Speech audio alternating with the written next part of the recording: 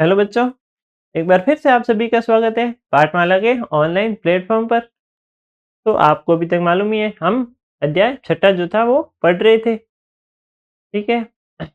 मेरी जैसलमेर की यात्रा जिसको हमने अच्छे से समझ लिया है। अब आज हम इस क्लास में करेंगे इसके जो अभ्यास कार्य यानी कि प्रश्न उत्तर जितने भी है वो हम इस क्लास में आज हम पढ़ेंगे। ठीक है। शुरू करते हैं फिर अपने अध्याय को और उसके जो प्रश्न उत्तर है उनको अच्छे से समझते हैं। अब हम शुरू करते हैं अपने अभ्यास कार्य। तो पहला देखते हैं। पहले में क्या दे रखा है कि जैसलमेर के किले को सोनारगढ़ कहा जाता है। इसका क्या कारण है?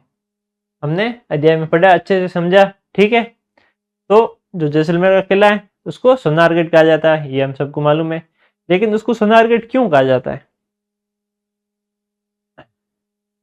हमने पढ़ा था, इसलिए क्योंकि वो सोने की तरह चमकता है। ठीक है।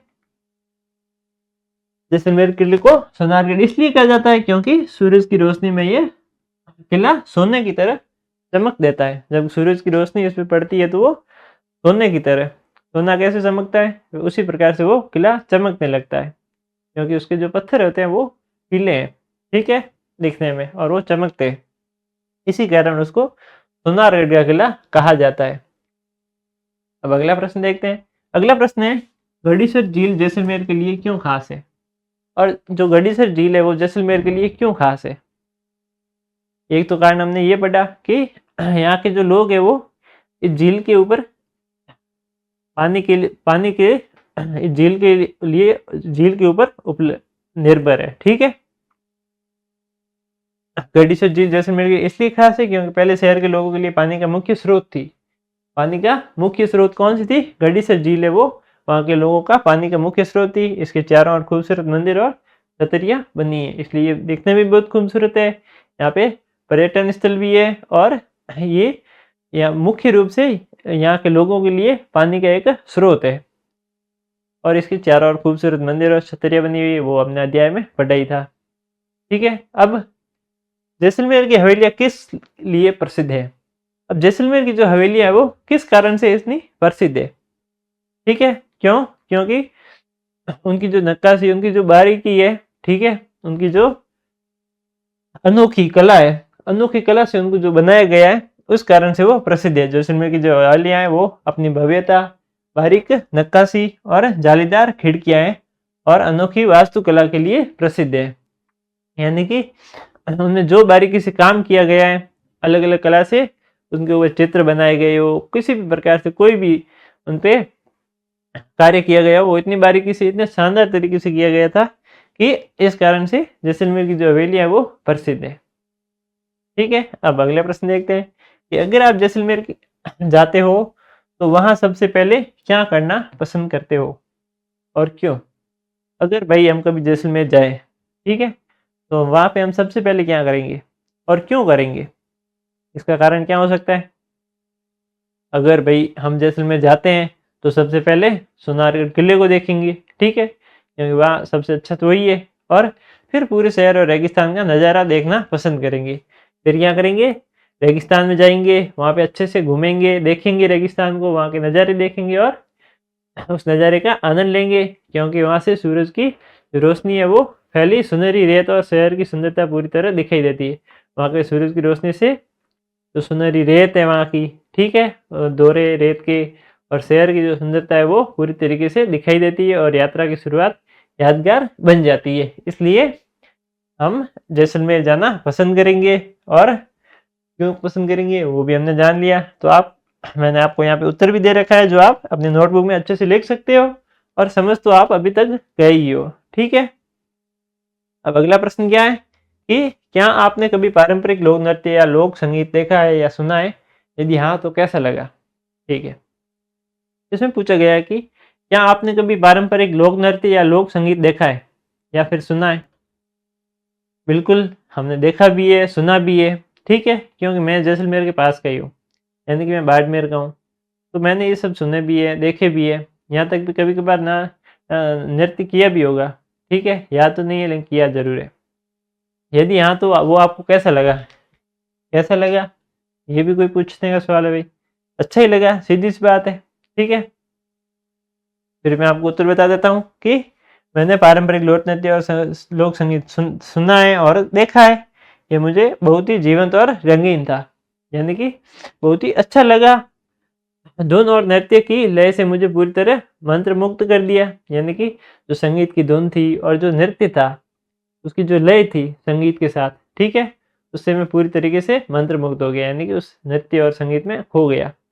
यह अनुभव उत्साहजनक और आनंददायक था, यानी कि ये बहुत ही मज़ेदार अनुभव था।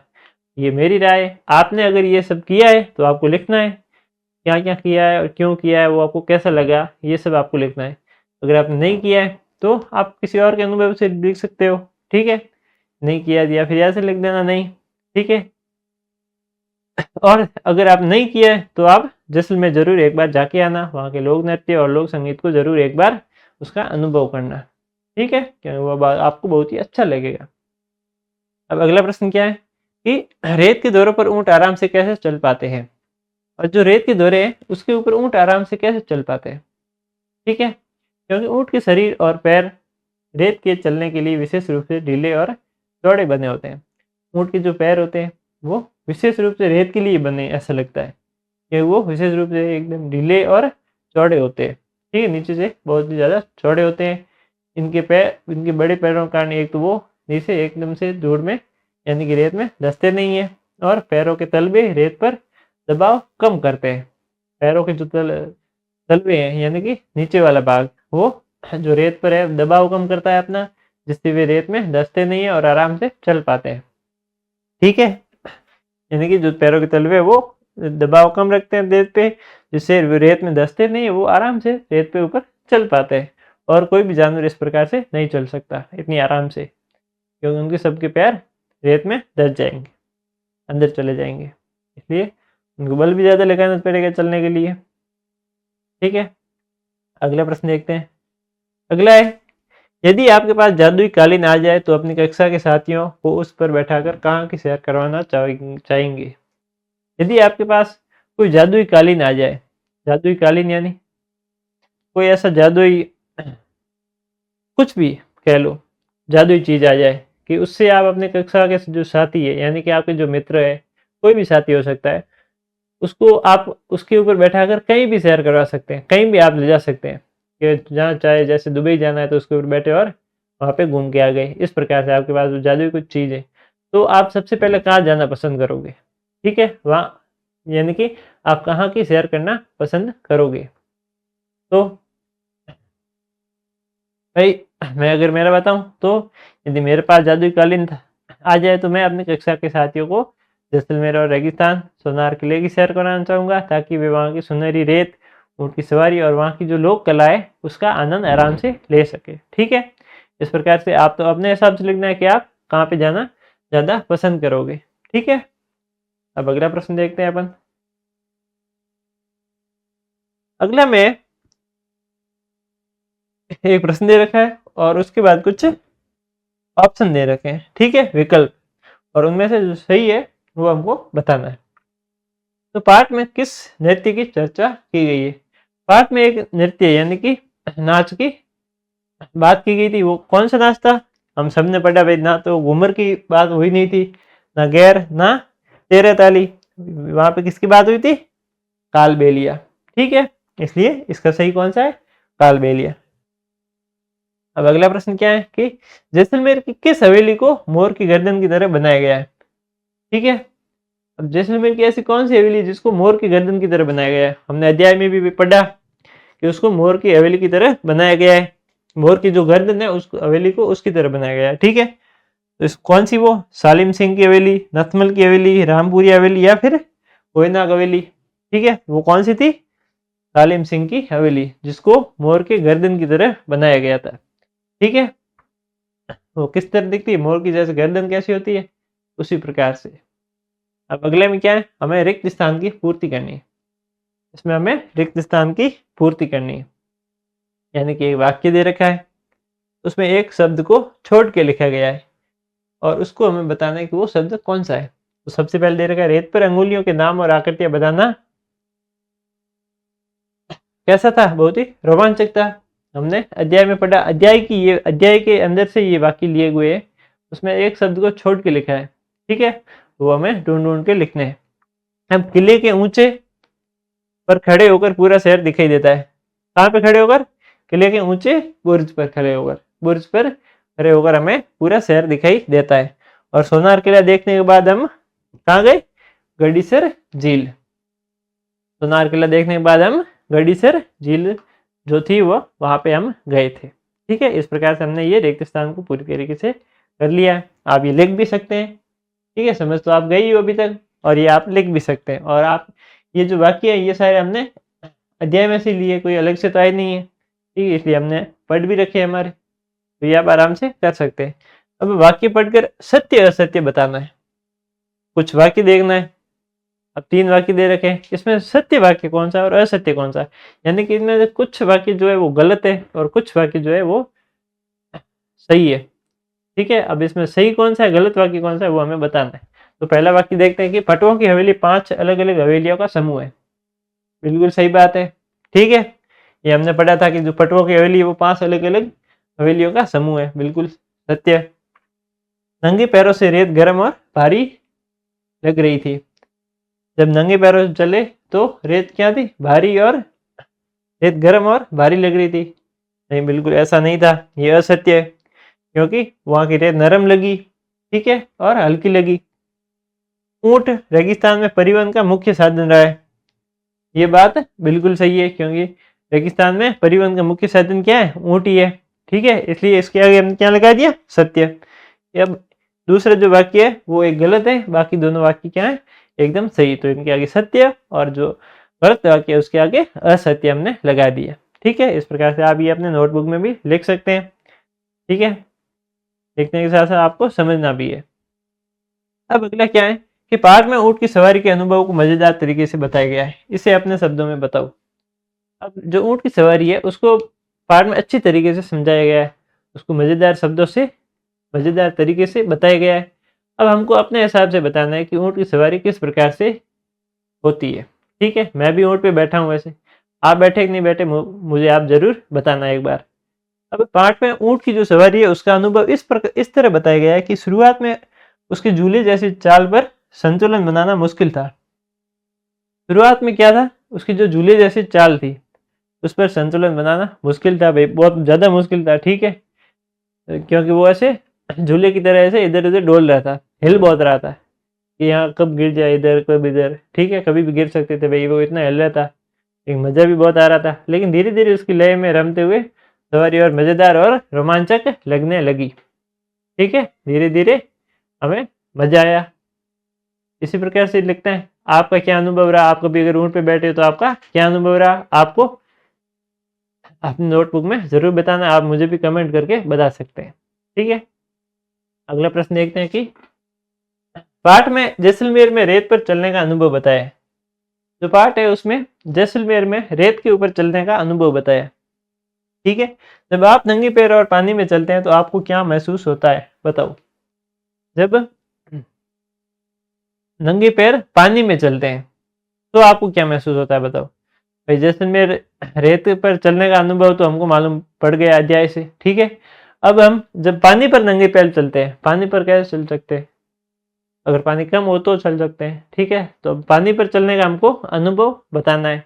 आप अपने हिसाब से बताना, अगर आप पानी पर कभी चले हो नंगे पैर तो आपको कैसा लगा भाई? नंगे पैर अगर पानी पर चल रहे हैं तो हल्के और ठंडे महसूस होते हैं। एक तो पैर, पानी का प्रवाह उन्हें छूता है। ठीक है, और हर कदम पर पैर अंदर डूबता या फिसलता है। ठीक है, पानी की वजह से पैर तो फिसलता है, ये तो मालूम ही है। पानी की वजह से कई बार फिसले भी, मैं भी फिसला, गिरा भी हूँ। ठीक है, ये अनुभव ताजगी और हल्की खेल जैसी मजेदार भावना देता है। ये अनुभव कैसा लगता है? ताजगी देता है एक तो, और एक हल्की खेल जैसी मजेदार भावना देता है। ठीक है, इस प्रकार से ये क्या था? मेरा पानी का अनुभव, पानी पे चलने का अनुभव, नंगे पैर पानी पे चलने का अनुभव। अब अगला क्या है? सूर्यास्त के समय जैसलमेर के आकाश का जो वर्णन किया गया है उसे अपने शब्दों में बताओ। अब सूर्यास्त के समय पे जो जैसलमेर के आकाश का वर्णन किया गया उसे अपने शब्दों में बताओ।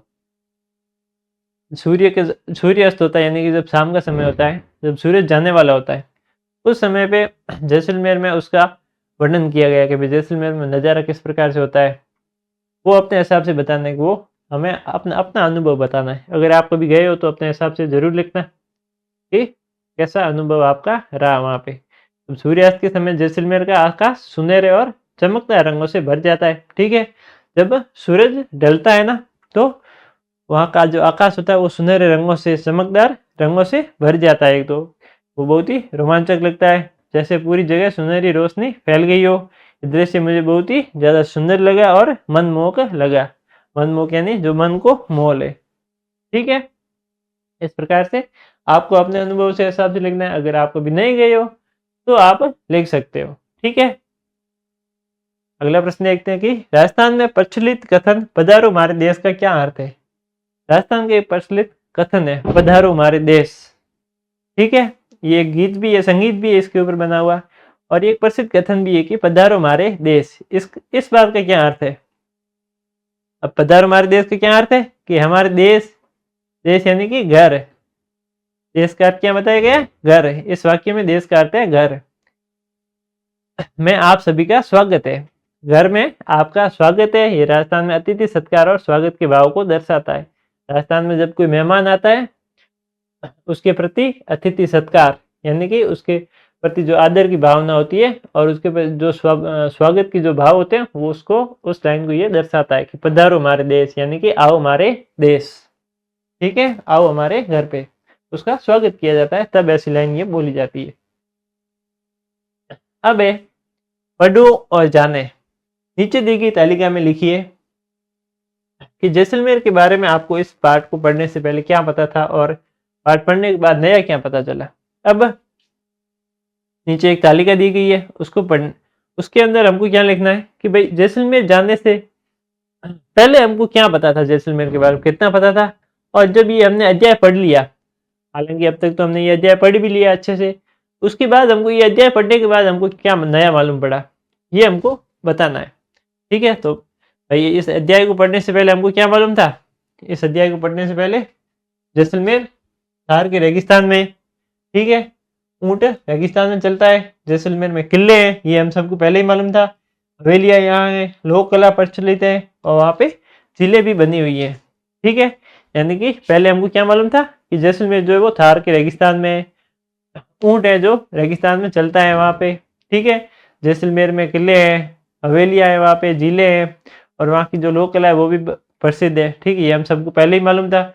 और ये अध्याय पढ़ने के बाद हमको क्या मालूम पड़ा कि यहाँ की जो रेत है वो बहुत ही महीन और नरम है, यानी कि बहुत ही हल्की है, महीन है, पैरों में फिसलती है। हमने पढ़ा था वो बहुत ही ज़्यादा महीन है, छोटी है, यानी उनके कण बहुत ही ज़्यादा छोटे हैं और वो बहुत ही हल्की नरम टाइप है, ठीक है? वो पैरों में फिसलती है। ऊँट की जो पीठ पर बैठना झूले जैसी चाल वाला अनुभव देता है, और जब ऊँट की पीठ पर बैठते हैं यानी ऊँट के ऊपर चढ़ते हैं तब वो हमें झूले जैसा अनुभव देता है।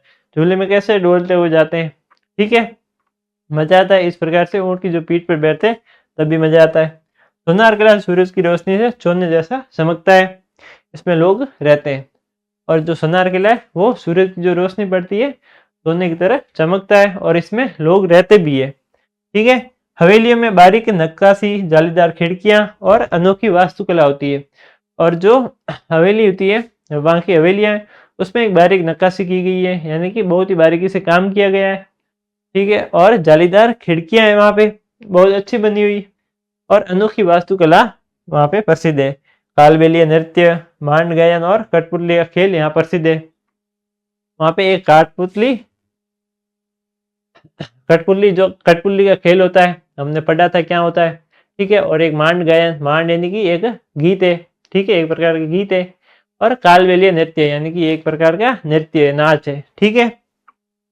गडीसर झील पहले पानी का मुख्य स्रोत थी, और जो गडीसर झील है वो पहले पानी का क्या थी, एक मुख्य स्रोत थी यहाँ की, यानी कि वहाँ के जो लोग थे वो पूरी तरीके से पानी के लिए गडीसर झील पर निर्भर थे। इसके चारों ओर मंदिर और छतरियाँ बनी हुई है, और जो गडीसर झील है उसके चारों ओर मंदिर बने हुए हैं और छतरियाँ बनी हुई है, ठीक है? अब आगे देखते हैं, यात्रा में आपको सबसे अच्छा क्या लगा और क्यों लगा? जब भाई हमने जैसलमेर की यात्रा की उसमें हमें सबसे अच्छा क्या लगा, अपने अनुभव से बताना है, या फिर पढ़कर भी हम बता सकते हैं कि उसमें सबसे अच्छा हमें क्या लगा और वो क्यों लगा। यात्रा में मुझे सबसे अच्छा क्या लगा? सोनार किले और ऊंट की सवारी लगी। भाई जो यात्रा थी उसमें हमें सबसे अच्छा सोनार किला लगा, क्योंकि वो बहुत ही अच्छा दिख रहा था। ठीक है, वो बहुत ही अद्भुत था। और किले और ऊंट की जो सवारी थी वो हमें बहुत ही अच्छी लगी। किले से पूरे सुनहरी रेत का दृश्य बहुत शानदार था। किले से पूरे शहर और सुनहरा जो रेत था वहां का दृश्य बहुत ही शानदार था। और ऊंट की जो सवारी है वो बहुत ही रोमांचक अनुभव देती है। और जो ऊंट की सवारी है वो बहुत ही रोमांचक अनुभव देती है। इसलिए हमें जो ये यात्रा है उसमें सबसे अच्छा ये वाले भाग लगे, सोनार किला देखना और ऊंट की सवारी करनी, क्योंकि वो बहुत ही मजेदार था। ठीक है, अब अगला देखते हैं कि जैसलमेर की लोक कला में कालबेलिया नृत्य और मांड गायन है, बहुत प्रसिद्ध है। भाई जो जैसलमेर की जो लोक कला है वहाँ की, वहाँ पे एक कालबेलिया नृत्य, ठीक है, कालबेलिया डांस और मांड गायन यानी कि मांड गीत, ठीक है, वहाँ का बहुत ही ज्यादा प्रसिद्ध है। तो आप अपने शिक्षक या परिजनों की मदद से जानकारी प्राप्त करके तालिका में इनके बारे में लिखिए। अब हमको क्या करना है, मांड गायन और कालबेलिया नृत्य के बारे में हम सबको लिखना है। ठीक है, कि मांड गायन क्या है, कालबेलिया नृत्य क्या है। आप अपने शिक्षकों की मदद ले सकते हैं, परिजनों की मदद ले सकते हैं, लेकिन अब अगर आप मेरे साथ पढ़ने आ गए हो तो मैं आपकी इसमें मदद करूंगा। तो लोक कला का नाम क्या है, पहला है कालबेलिया नृत्य। तो कालबेलिया नृत्य के बारे में हमने क्या लिखा है कि ये नृत्य सापियों यानी कि कालबेलिया समुदाय, कालबेलिया एक प्रकार का समुदाय है, यानी कि वो अलग एक जनजाति के लोग हैं, उनके द्वारा किया जाता है। और ये कालबेलिया जो नृत्य है वो उनके समुदाय द्वारा किया जाता है, उनके समुदाय के जो लोग होते हैं उनके द्वारा ये नृत्य किया जाता है। नृत्य किया रंगीन वस्त्र पहन के सांप की तरह झुककर और घूमते हुए नृत्य करती है। नृत्य किया यानी कि जो महिलाएं कालबेलिया नृत्य करती है, डांस करती है, तो वो रंगीन कपड़े पहनती है और सांप की तरह झुकती है। सांप किस प्रकार से झुकता है उस प्रकार से झुकती है और डांस करती है, या फिर कहे तो नृत्य करती है। संगीत में ढोल और पुंखराज का इस्तेमाल होता है। संगीत में क्या होता है, संगीत जब बजता है इसका, उसमें एक ढोल का इस्तेमाल होता है और एक पुंखराज, ठीक है, उसका इस्तेमाल होता है। अब आगे क्या है, मांड गायन। यह राजस्थान का पारंपरिक गीत है। मांड गायन यानी कि मांड एक प्रकार से गीत है, ठीक है, गीत की एक कला है। इसमें लोग गायक गायिका समूह में बैठकर राजस्थान की कहानियां, वीरता और प्रेम गीत के गाने गाते हैं। ठीक है, मांड गायन में क्या होता है, वहाँ की जो गायिका होती है, ठीक है, और वहाँ के जो गायक होते हैं वो गीत को समूह में बैठकर गाते हैं। तो राजस्थान की जो कहानियां अलग अलग प्रकार से, वहाँ की जो वीरता की कहानियां, वहाँ की जो प्रेम की कहानियां, उसके ऊपर वो संगीत को गाते हैं और संगीत में रौनक और लय होती है। ठीक है, इसी प्रकार से वो सभी गीत को गाते हैं। अब चलो मजेदार यात्रा की तैयारी करें। ठीक है, अपनी किसी एक खास यात्रा के बारे में एक सुंदर चित्र बनाओ और उसके बारे में लिखो। अब हमको क्या करना है, मजेदार यात्रा की तैयारी करनी। ठीक है, अपनी किसी एक खास यात्रा के बारे में एक सुंदर सा चित्र हमको बनाना है और उसके बारे में लिखना है। ठीक है, अगर कोई ऐसी यात्रा हो हमारी जो हमको बहुत ही ज़्यादा अच्छी लगी है तो उसके बारे में हमको एक तो चित्र बनाना है और उसके बारे में हमको लिखना है कि वो हमको क्यों अच्छी लगी। ठीक है, तो मुझे तो जैसलमेर की अच्छी लगी अभी फिलहाल तो इसलिए मैंने जैसलमेर का चित्र इस प्रकार से बनाया है। हालांकि ये मैंने नहीं बनाया है, लेकिन आप बना सकते हो इस प्रकार से। ठीक है, इस प्रकार चित्र बना सकते हो। और ये मुझे क्यों अच्छी लगी उसके बारे में अगर मैं लिखूं तो ये मेरी जैसलमेर की यात्रा का चित्र है। मालूम ही है, मैंने ऊँट की सवारी की, रेगिस्तान की सुनहरी रेत पर खेला और सोनार किले की भव्यता को देखी। ठीक है, मैंने ऊँट की सवारी की, रेगिस्तान की सुनहरी रेत है उस पर खेला और जो सोनार किला है उसकी भव्यता को देखा। शाम को लोक नृत्य और मांड गायन का आनंद लिया। शाम के समय में लोक नृत्य और जो यहाँ का मांड गायन है उसका आनंद लिया। गढ़ीसर झील की सुंदरता ने मेरी यात्रा को और भी ज्यादा आनंदमय, यादगार बनाया। ये यात्रा मेरे लिए बहुत रोमांचक और खास रही।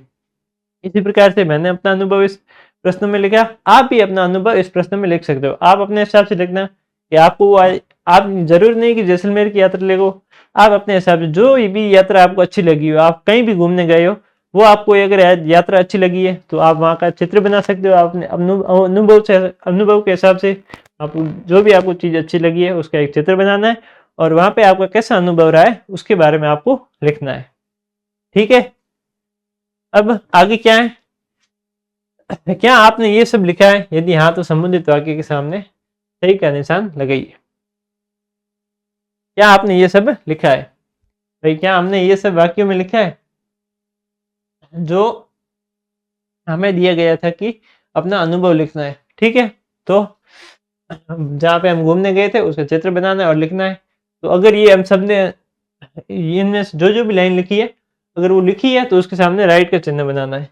उस जगह का नाम, स्थान, ऐतिहासिक या सांस्कृतिक महत्व और वहां पहुंचने का तरीका लिखा। बिल्कुल लिखा हमने। उस जगह का नाम लिखा, स्थान कौन सा था, वहाँ की ऐतिहासिक जो चीजें थी, संस्कृति थी, उसको महत्व दिया और वहां पे पहुंचने का तरीका भी हमने लिखा था। तो इसके सामने हमने राइट का निशान किया है। यात्रा के दौरान महसूस की गई भावनाएं, रोचक घटनाएं और नजरिए से खास बातें लिखी है।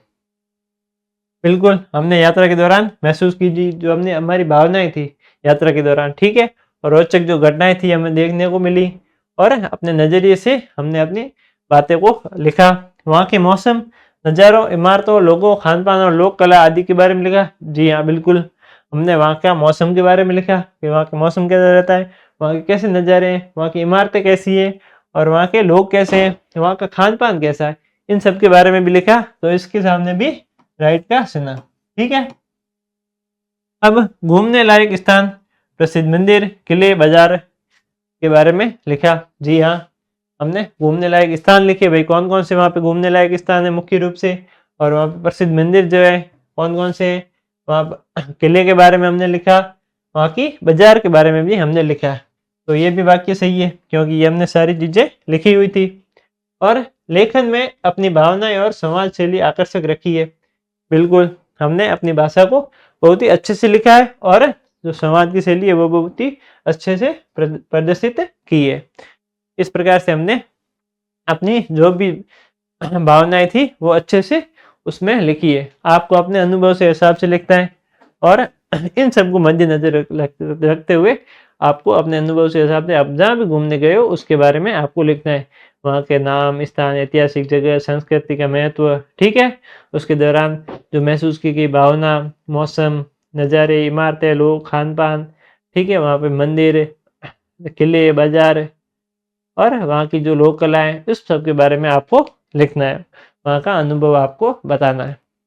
और अगर आपने ये सब बताया है तो आप उसके सामने राइट का निशान लगाना, नहीं तो गलत का। अब अगला क्या है?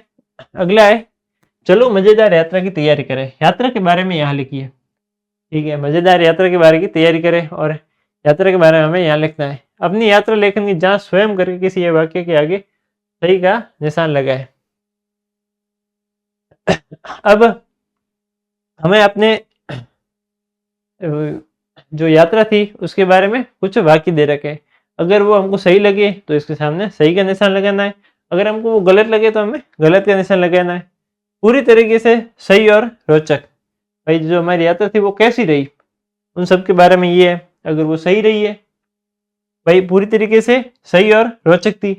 जी हाँ, हमारी जो यात्रा थी वो पूरी तरीके से एकदम सही थी और रोचक थी, यानी कि बहुत ही मजेदार थी, इसलिए इसके सामने ऐसा सही का निशान। ठीक है, अधिकतर सही लेकिन थोड़े सुधार की जरूरत। अधिकतर तो सही थी भाई लेकिन थोड़े सुधार की जरूरत थी। ठीक है, इस प्रकार से हमने इस वाक्य को सुना है, क्योंकि अपनी यात्रा के लेखन स्वयं करके एक वाक्य के आगे सही का निशान लगाना है। ये मेरी गलती है, मैंने अच्छी तरह से पढ़ा नहीं पहले, लेकिन किसी एक वाक्य के आगे सही का निशान लगाना है। ठीक है, जो भी हमें इसमें से सही वाक्य लगे इनमें से उसके सामने सही का निशान लगाना है। तो वैसे तो हमें ये भी एक सही लगा, पूरी तरीके से सही और रोचक थी, क्योंकि ना तो हमारे कोई कमी थी और ना तो सही ना गलत, कुछ सुधार आवश्यक, ये भी गलत है, काफ़ी हद तक गलत, लेकिन सुधार किया जा सकता है, पूरी तरह के गलत। ये सब वाक्य हमको थोड़े गलत लगे, इसलिए हमने इसके सामने सही का निशान लगाया, क्योंकि जो हमारी यात्रा थी वो पूरी तरीके से सही थी और रोचक थी। ठीक है, अब अगला क्या है? माना कि आपको अपने घर से जैसलमेर जाना है। गूगल मैप की मदद से अपनी यात्रा का रोड मैप बनाओ, जिसे रास्ते में आने वाले जिले, प्रमुख स्थान और मंदिर भी दिखाओ। अब माना कि अपने घर से जैसलमेर जाना है, माना कि भाई अपन को अपने घर से जैसलमेर जाना है, ठीक है, और गूगल मैप की आप मदद ले सकते हैं, ठीक है, और उस यात्रा का आपको रोड मैप बनाना है, ठीक है, जो मैप बताया जाता है, गूगल मैप बताया जाता है, ठीक है, वो मैप हमें अपने घर से, आपका घर जहाँ भी है आपको वहां से लेके जैसलमेर तक का रोड मैप जो है वो अपनी नोटबुक में बनाना है, उसको प्रिंट करना है, ठीक है, मैं अपने स्थान से बताऊंगा, ठीक है, हालांकि मैं, ठीक है, और वहाँ के जो उस रोड मैप में आपको कौन कौन से मुख्य रूप से दर्शाने हैं, वहाँ से जो प्रमुख जिले बीच में आते हैं, ठीक है, वहाँ से जो प्रमुख स्थान या फिर जिले और जो मंदिर रहते हैं वो हमको रोड मैप में दिखाने हैं, जो आप चित्र बनाओगे, और नीचे दी गई पंक्तियां पढ़कर चलो मजेदार प्रश्न बनाते हैं। जैसलमेर में पटुओं की हवेली 5 अलग अलग, अब जैसलमेर नीचे दी गई कुछ पंक्तियां पढ़कर हमें प्रश्न बनाते हैं। जैसलमेर में पटुओं की हवेली 5 अलग अलग हवेलियों का समूह है, इसकी जालीदार खिड़कियां और सोने जैसी चमकती दीवारों की सुंदरता देखते ही बनती है। अब इनमें से हमको कुछ प्रश्न बनाने हैं खुद से, किस प्रकार से बना सकते हैं कि उदाहरण हमको दे रखा है कि पटुओं की हवेली कहाँ पर है, ठीक है, पहला प्रश्न यही है भाई कि पटुओं की हवेली कहाँ पर है, इसमें एक प्रश्न तो ये हो गया, ठीक है, ठीक है। अब दूसरा प्रश्न हम किस प्रकार से बना सकते हैं कि जैसलमेर में नतमत की हवेली की खासियत क्या है, कि जैसलमेर में जो नतमल की हवेली है उसकी खासियत क्या है, और सालिम सिंह की हवेली की किस चीज की तरह बनाया गया है, और जो सालिम सिंह की हवेली है हमने पढ़ा था वो किस चीज से बनाया गया था। इस प्रकार से ये दो प्रश्न क्या है बन गए आराम से उसमें से, ठीक है। और जो मैंने आपको रॉड वाला बताया था वो मेरे शायद गलती से रह गया है, नहीं तो मैं आपको जरूर बता के बताता, ठीक है। तो इस प्रकार से अब हम शुरू करेंगे अपने भाषा की बात को, ठीक है, बने रहिए अपनी क्लास में और मिलते हैं अपनी अगली क्लास जिसमें हम पढ़ेंगे अपने भाषा की बात। तब तक के लिए धन्यवाद एंड बाय।